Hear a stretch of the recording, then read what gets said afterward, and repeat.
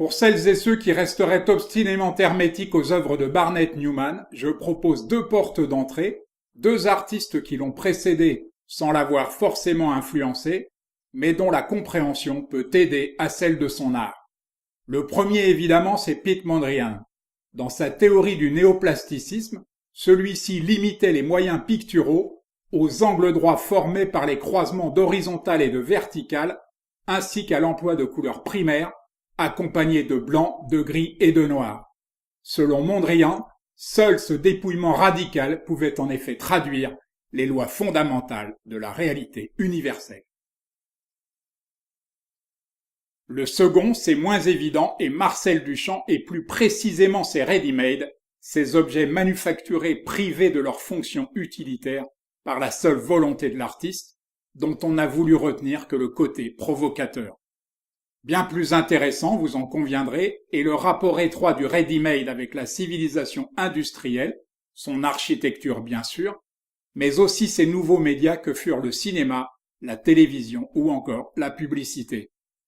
Cette relation de l'artiste à son environnement quotidien, qui n'a au bout du compte rien à voir avec la notion de modernité, mais tout à voir avec celle d'immuabilité, est à mes yeux essentielle dans l'appréhension et la compréhension de l'œuvre de Barnett Newman. Il est le reflet de son époque comme Bruegel a été le reflet de la sienne, si vous me permettez cette facilité.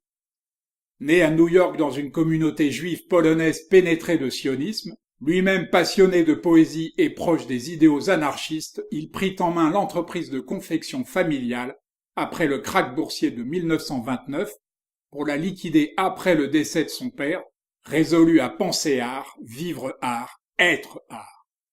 Pleinement conscient du malaise social dans lequel s'enfonçaient les artistes abstraits, soucieux du peuple mais incapable de se faire comprendre de lui, il abandonna la peinture durant une poignée d'années, mais il est bon de préciser qu'il détruisait à l'époque l'essentiel de sa production.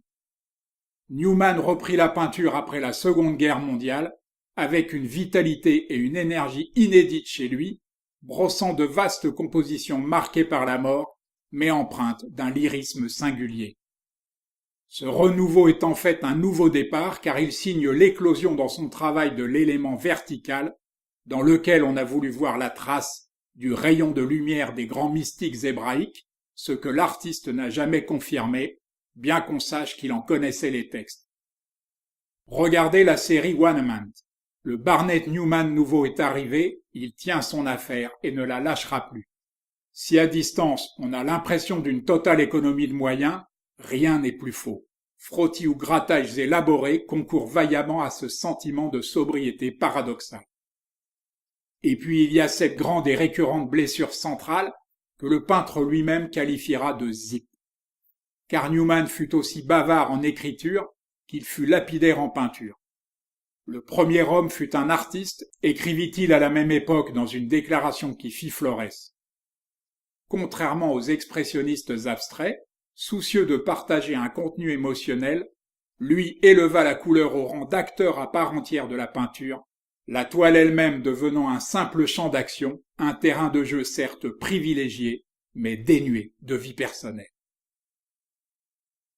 Tandis que sa manière va s'épurer et sa patte s'alléger, le zip de son côté va s'affiner jusqu'à n'être plus qu'un mince filet de couleur pure. Et Barnett Newman va lui se libérer de son obsession d'une symétrie trop limitée, stigmate d'une inquiétude intime, pour enfin décentrer la position de ce filet et proposer une harmonie secrète, plus dynamique et davantage génératrice de rêves. L'héritage de Barnett Newman, l'intensité de sa démarche, sa rigueur, y compris dans l'adversité, quand il était incompris de ses contemporains, et surtout le fait que cette rigueur n'était encombrée d'aucun dogmatisme, d'aucune volonté cachée de théoriser la peinture.